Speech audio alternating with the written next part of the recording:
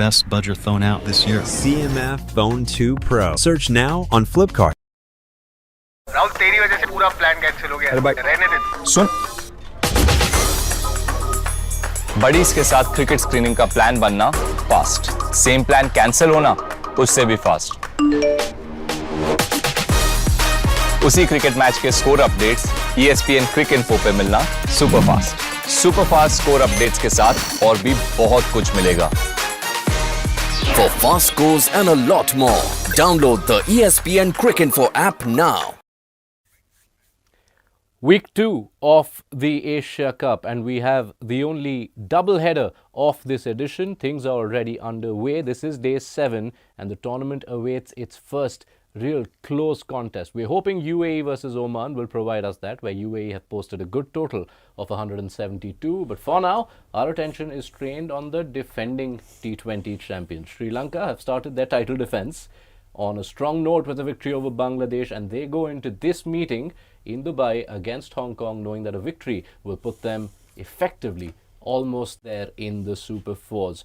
Build up to the game starts now on CMF by Nothing presents ESPN Crick Info Timeout, where we have the pleasure of the company of Abhinav Mukund and Farveez Maharoof, two men who've done a lot of work together in recent years, reunited in the ESPN Crick Info studios. Gentlemen, looking forward to this. Welcome to Mumbai. Farveez, one of the nicest men you'll find in the lovely island of Sri Lanka. Fed me a lot, took care of me well when I was over there last year for that series. Took me around everywhere. We should do just a little bit to make him feel at home. Yeah. Absolutely. Farveez is already well and truly at home because this is day 2. We've had 8 years of having the pleasure of his company on ESPN Crick Info, but it was not until 48 hours ago that we had Maharoof first time in flesh in the studios. And what a start it was, Farveez. It was, and thanks for the introduction, Nobby. Always good to see you. Yeah, it was lovely because, as I said, every time a big tournament, the first game is where you want to be at your best, and Sri Lanka was wonderful, so I'm just hoping that they continue.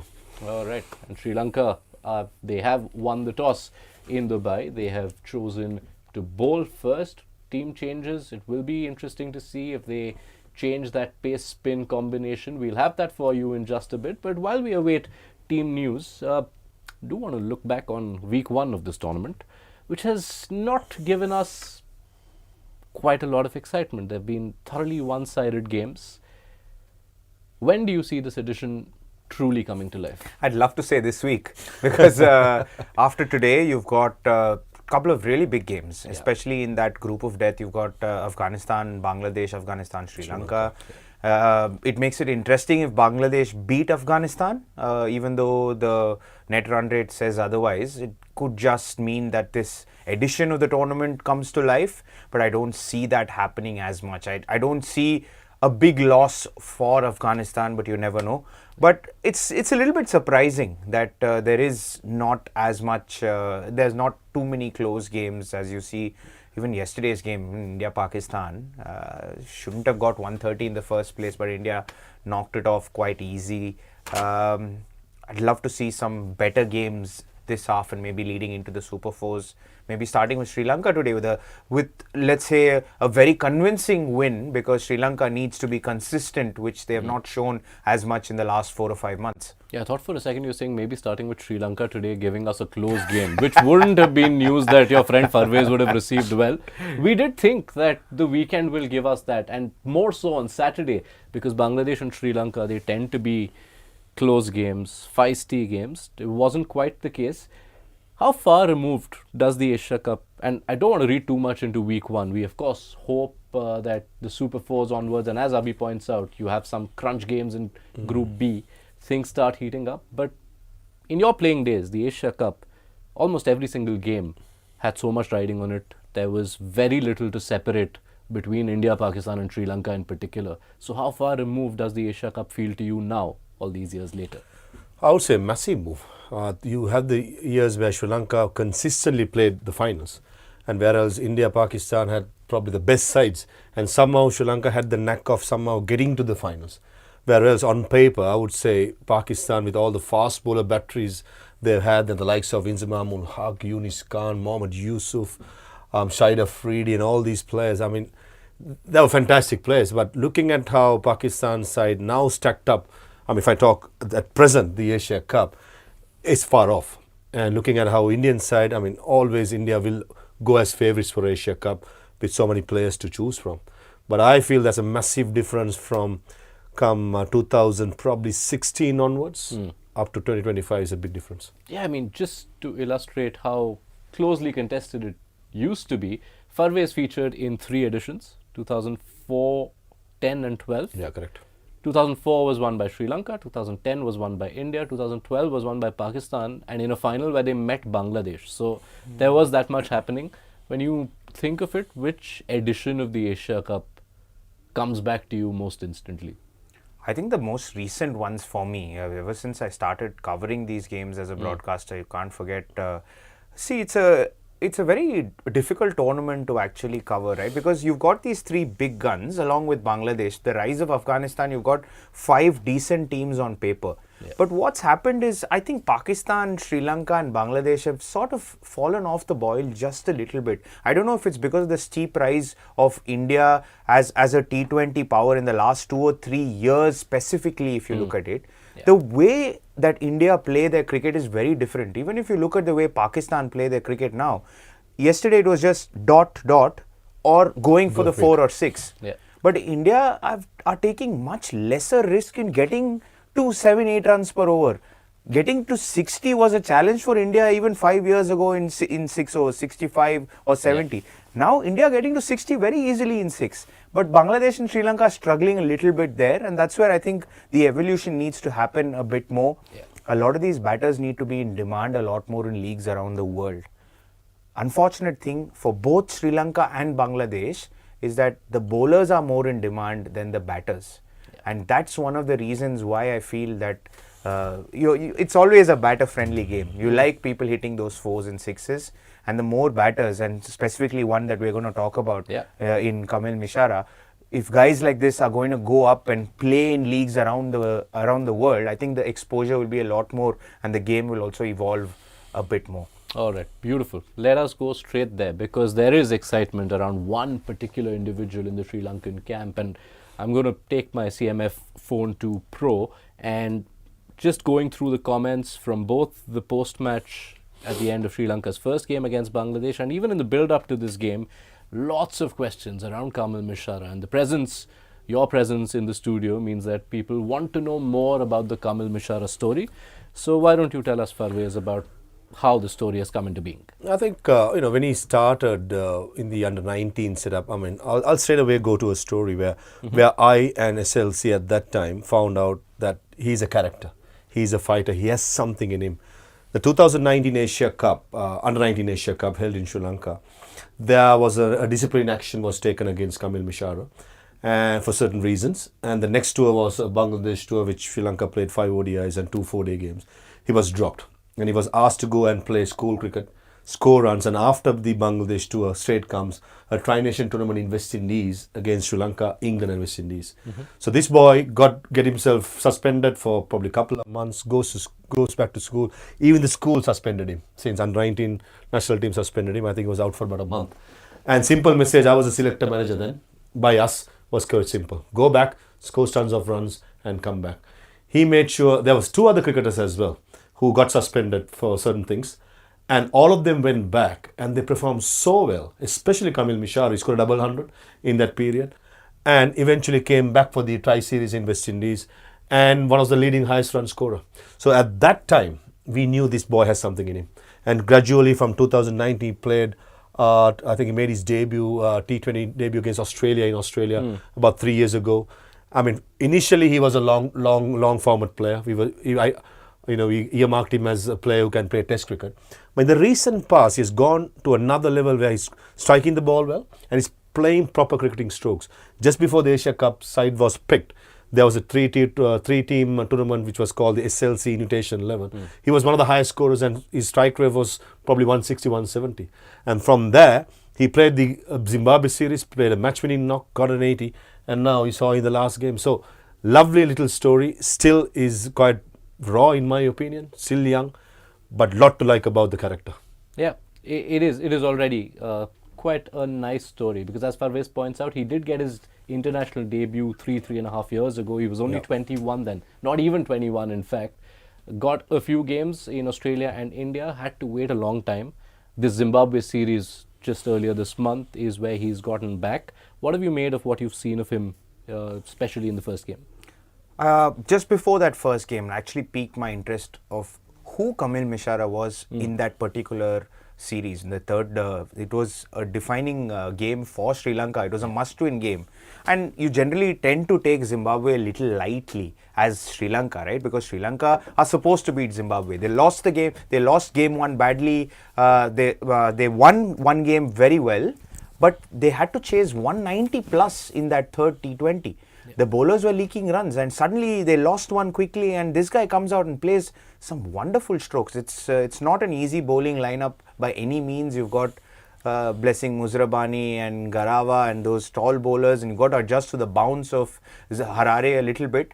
But this boy looked compact, and I think he's gotten runs consistently. Went back, looked at his numbers. He's played for Sri Lanka A, got runs in Australia. So he's coming on the back of some really good form and lots of runs behind him. And you can tell when a batter scores a lot of runs and gets into a tournament, the confidence in which you approach. And that's exactly what we saw in that first game. His strike rate was high.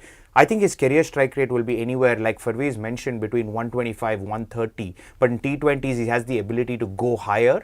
He seems like a very compact player, seems like a guy who runs hard between wickets. And also, it feels like that's exactly what Sri Lanka need at this point. You've got Kusal Mendes, who's now experienced, Kusal Pereira, who's also now experienced. But if you've got this guy who can play the control innings with Pathum Nissanka, who's been doing so well for them, it just adds a lot more stability to that top 4, top 5. And those collapses that we saw when India played Sri Lanka last year, there were a ton of collapses, even though when Sri Lanka batting till 7 or 8. Yeah. I think they're trying to control that. So I think it's very smart to bring in this young guy with a lot of confidence and try and see if they can plug those holes in the batting lineup. And one little thing that people, viewers won't know is that Kamil Mishra is a freak. Just like TM Dilshan, he can bowl, a bit of off spin, more than a part-timer, a wicket keeper by trade, a very good fielder. In the last game we saw the run out of Tawit Ridoy, and he bats at number 3. Yeah. So we've seen this improvement. If you consider Kamil Mishara's number since the start of 2024, he's been striking at almost 160. When we look further, can see he has almost an equal number of games as opener and as a number three. What to you is his best batting position? I think he plays for my club back in Sri Lanka. Straight away after school, joined us. He was given the number 3 position, and he's very comfortable at number 3. And when Pathum Nissanka and Nairu Dar, both Sri Lankan players, are available, he has to bat at 3, and we have Niroshan Dikkal also in that side. So hardly Kamil Mishara gets a chance to bat. So he's better as number 3. I think his best position is at number 3 because you got the cushion of Pathum Nissanka, Kusal Mendes on top, and Kusal Pereira at 4, and you fit in the youngster who's batting well at number 3. I agree. I was hoping you say the answer is number 3 because since 2023, Sri Lanka have tried 7 different batters at number 3. Kusal Pereira has got the longest rope. He's batted 20 odd innings at number 3. With Mishara coming in, you think the most important thing for the youngster and for Sri Lanka's stability as well is to let this roll, let this number be steady? 100%. I think going into the World Cup next year, beginning with the way Kamil Mishara been batting, I think just let him be the same he has, because he's playing some proper cricketing stroke. It's not about slugging. He loves to play through the offside, especially square of the wicket. He stays leg side to the ball. And when a player, I'm sure Abhi will agree with me, as a batter, when you hit a purple patch, you let them have the same spot and play the national game. Yep. All right, I have picked up my CMF Phone 2 Pro once again because Kamil Mishara, the other bit that is intriguing at this early stage for me is a look at his overall record. Reveals a first-class average of 41, a List A batting average of touching 41, 6 first-class hundreds to his name. Is he, and I know it's early days, but do you see him as a potential all-format batter for Sri Lanka? Too early to call. I think the test side, most of the players are being looked after, and there are players who are waiting in the wings in the test side. But certainly in the T20 side, he's one of the first names up in my playing 11. ODIs, he's knocking on the door. He's knocking on the door. He's not that far, but for the moment, I think with the way Kamil Mishara has evolved himself in T20 cricket, as I said, he was not renowned as a T20 batter, but all of a sudden, couple of years, he changed his game, probably built on a put of muscles, got a lot of strength there as well. So, I don't want to jump the gun by saying he's still, but certainly has the potential. But for the Test cricket, for the longest format, not right now, but definitely for the ODI side. All right. Good signs, good tidings. Let's hope Kamil Mishara goes well. Let's hope he has a lot more to do in this Asia Cup, not just in the group stage, but well beyond. Farveez, Maharoof does see them in the final as defending champions. They should be there. But for the time being, let us get you the lineups. How are Sri Lanka lining up for this game against Hong Kong? We saw them go in with 3 pacers against Bangladesh, but there comes the change, Farveez. Mahesh Theekshana, as Sri Lanka come to Dubai, where we've seen that teams want to go very spin heavy. Mahesh Theekshana in for Matisha Patirana. Take us through that. No surprises. The debate always was whether it's going to be Theekshana or Dunit Vellalage. I think they've gone for Mahesh Theekshana, especially because of mysteriness. And Hong Kong, with all due respect, they wouldn't have faced that quality bowling in the little cricket or the individual cricket they play in league cricket. So I think this is a good call. Theekshana will give Charita Salanka another option of bowling in the power play. That's what he lacked in the last game, because you're not sure to bowl Matisha Patirana in the power play. You only got Nuwan Tushar and Dushmantha. But today you got Nuwan, Dushmantha as well as Mahesh Theekshana to get through the 6 overs and be the wicket takers and try and be positive, pick up wickets in the power play. Yeah. I posed this question to Farveez when we were previewing this game, Abhinav, and I want to ask you the same. If, of course, Patirana had a tough outing against Bangladesh, if you do want the additional spinner in this game against Hong Kong, without meaning any disrespect, would this be the right sort of game to allow Patirana some game time, potentially get some wickets, find his way back to form? I think it's a very, very big concern for Sri Lanka, the question of Matisha Patirana. And it's not a case of his form dipping or so usually when we analyze form, right, there are a couple of factors to it. One is you're either mentally out of it, you're not doing well, or you're technically out of something. And for Matisha Patirana, unfortunately, it feels like a technical issue that somebody needs to address with him, because it's been over about 6 or 7 months where his form has dipped and his consistency has gone down. He's being very wayward and he's almost going at 40-45 runs per over for 4 overs in the last few games that he's gone. And it's a massive concern for Sri Lanka. I think Dushmantha Chamira has sort of bailed them out on multiple occasions over the last few games. Matisha Patirana is a very, very big question mark, and you know where I come from in terms of my hometown, and I'm sure over at CSK they're also keeping a very close eye on Patirana. But for Sri Lanka and their cricket, this boy is an exceptional talent who can bowl 140 plus, but I think his actions changed a little bit after struggling with injury. There is something going on with Patirana that a bowling coach should sit and address, but that is a very, very big concern because when you come the World Cup and it's going to be played in February, and we all know how it's going to be, there's going to be a lot of dew. You can't end up playing 3 spinners. You need your fast bowlers at the death in India. And if Tushara is going to bowl up top, you need Patirana back and firing. And if you look at the current lineup, I think this is their best 11. Unfortunately, with Theekshana coming in, I think this is Sri Lanka's best 11 at the moment. Yeah, we got the closest thing to a bowling coach in our setup, which was Farveez Maharoof the last time he was here, because Patirana is such an important topic with so many layers to it. Farveez Maharoof has analysed that. You can catch that on the ESPN Cricket Info mobile app. Be sure to download it if you haven't already. But let's take a look at how Hong Kong are lining up. They went with the same playing 11s in their first 2 games. Remember, they played twice in the first 3 days of the tournament.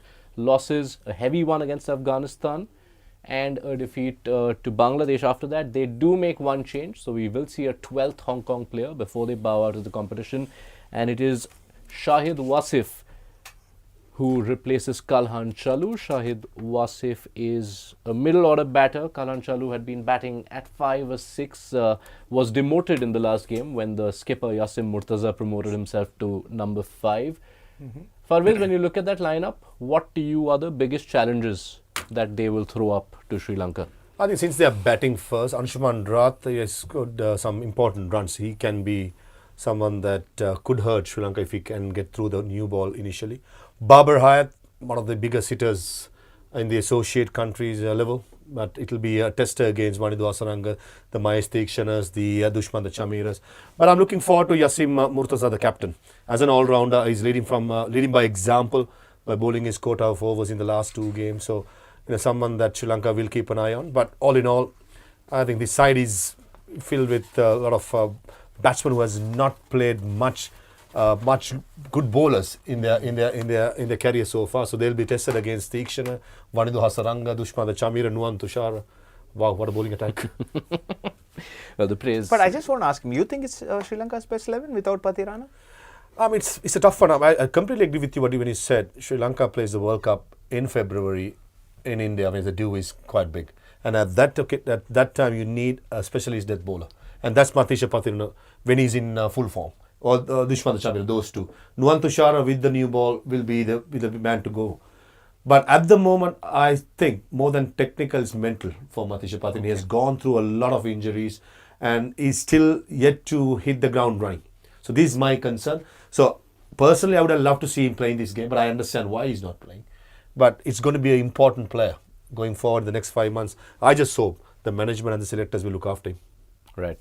Let's see how it pans out for Matisha Patirana. And quite keen to see how Hong Kong stand up to what Farveez rightly points out is perhaps one of the sterner examinations they have faced at the highest level. But while we wait on the game to begin, we also like to broaden the conversation. And since we are in the company of 2 people who were both players in the early days of T20s and now broadcasters covering the length and breadth of the T20 universe, we want to talk innovations in T20. So Abhinav, how do you view the innovation factor of T20s from its start to now? And has the game moved, or have the innovations in the game moved to the extent that you may have imagined while you were playing?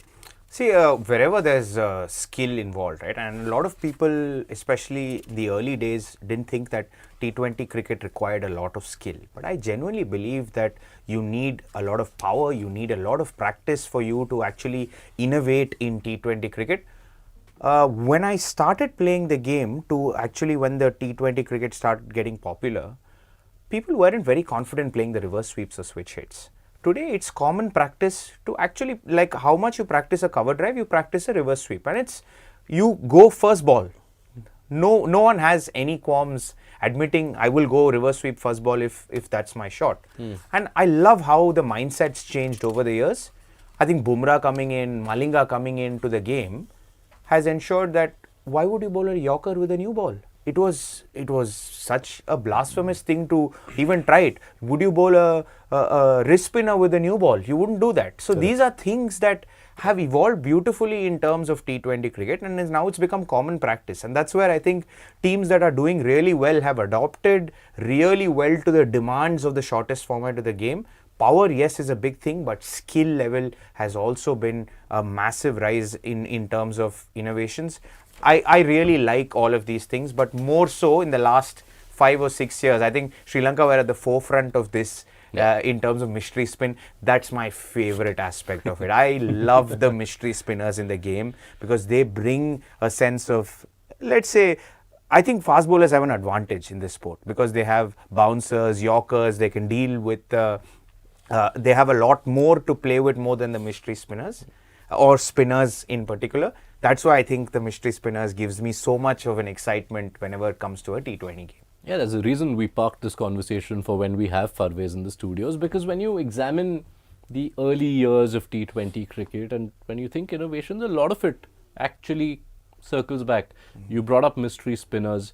When we think shot making, Dil Scoop, which is perhaps the first new shot invention from the T20 era, and even if we talk about your suit, we had Dilhara Fernando with that split finger ball of his, which was new. So I'm just wondering, since all of these things happened around the same time, was it a conscious move within the camp once T20 cricket had emerged as what it was going to become? I'm going to go back to 2006 now. When Sri Lanka played the first international T20, I played in that game in England against England in Rose Bowl, Hampshire. And we just prepared as if we are preparing for ODI game. Because we didn't have separate training sessions or separate coaches telling us for the wide yorkers or the big hitters or the range hitting coaches. But take a look at now in the coaching setup in a T20 side. We have the fast bowling coach, yes, and he has to have different tactics outside the yaw stump yorker, slow ball into the pitch, slow balls fuller, slow balls shorter, a power hitting coach. Did we have in 2006? No chance. I think the last couple of years, or probably 3 years, we've started. And when even 2008, when the IPL started on the first year, we just had a basic coaching setup. Yeah. I played for Delhi. We just had a couple of coaches and the coaching staff, and that's it. And see where it's now. How many of the backroom staff can trust of having a specialized bowling coach, a specialized power hitting coach, and that's evolved. And as Abhi correctly said, if a batsman doesn't play the reverse, especially the top six, right? Especially the top six, reverse sweep, and the sweeping for the spinners, especially in subcontinent, it's almost like you're writing him off. He cannot score much runs unless you are very powerful down the ground. So these are the things that evolve, and I think it's going to get even more harder for the bowlers with a super sub coming in. For example, like in the IPL, that's even hard work for the bowlers. So they need to come up with different things. So mixed spinner, that's the best way to get out. Or else Bumrah or Nasid Malik who can bowl yorkers for fun. Or if not, you have to pray to God as a fast bowler if you don't have it. Is it almost not possible now for the young cricketer who is coming up now, be it a batter or a bowler, to have a game which does not have some version of an innovation to survive? It's an interesting question, Yash, and I think you can't actually answer it completely because there is a very broad sense of what kids these days look at, right? So, yeah, playing T20 cricket is very fun. There is the fun element in it, but there is a certain element of test when it comes to the longest format as well. Yes, you do need innovations, yes, but if it comes naturally to you or you practice it hard enough, I think we are reading into it too much because let's say a Joss Butler playing the scoop shot, right? He practiced it for so long, but his body or his stance and his game allowed him to do that. But there are certain players who don't need to do that. So you need to choose what's best for your game and innovate accordingly. You don't try and ape what another person is doing. That's possibly the best thing that I would say. But I think younger players now have a lot more idea of how to approach a T20 game with whatever certain skill sets they have. So let's say an Abhishek Sharma is not going to play a scoop because he trusts himself to hit sixes down the ground. A Shubman Gill is not going to do that at the top of the order. And that's the same thing with, let's say, Phil Salt who gets 140 in a 60 ball. in a 60 ball affair, right? Yeah. So that's exactly what I'm trying to say. So innovate accordingly, but then again, you can't just avoid becoming the best version of yourself in this day and age in the T20 format, because that's where I think a lot of attention and popularity is. With bowlers in T20s, of course, is it reaching a place, or has it reached a place where the ones who do have a lot of mystery, for them their innovation is now their stock? Because we see Sunil Narayan over a long period of time, he's bowled a certain way. This IPL, we had Digvesh Rathi come up, who pretty much had, it's almost like what we thought was the mystery is now the norm. So where do you stand on bowlers? I think being a mystery is where you make the big bucks. You go for big money in the auctions wherever you play. So, I mean, to find them is going to be the hardest, and also giving them the opportunities to perform in those big matches is another challenge. So for a spinner, being mystery is certainly a plus, and for a fast bowler, the mystery can be being very consistent with good yorkers. So this is where the challenge is. All right. So where do we see it going? Do you think there's a lot more that is still to come, or are we approaching a ceiling as far as innovations in the game go? No, we are going to see a lot more. A lot, of course. We are going to see way more in the next 7 or 10 years, because not only is, so what Maharoof said, I just want to add to that, where you had 2 or 3 support staff who were still searching for answers 2008, 10, 20. Now we have data teams analyzing every single matchup.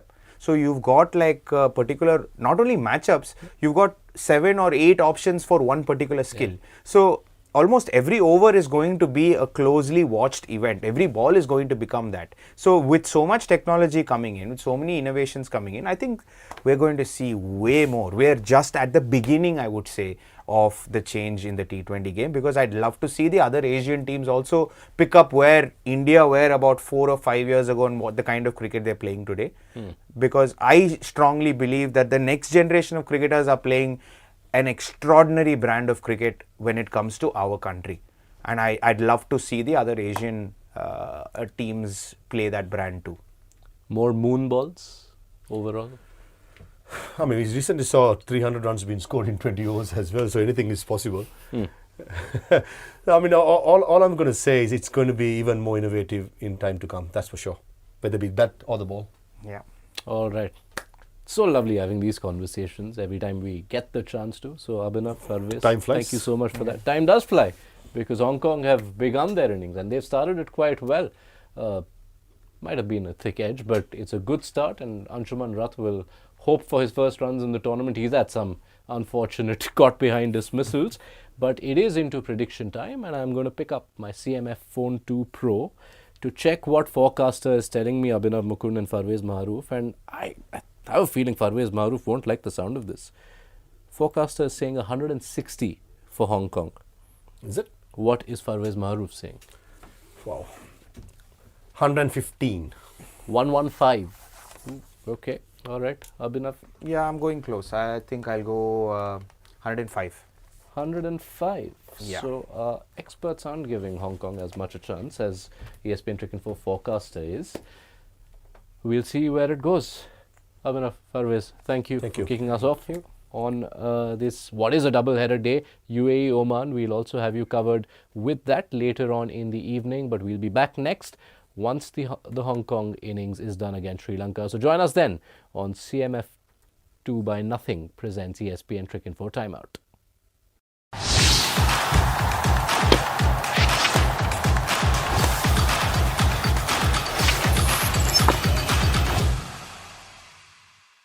Best budget phone out this year. CMF Phone 2 Pro. Search now on Flipkart.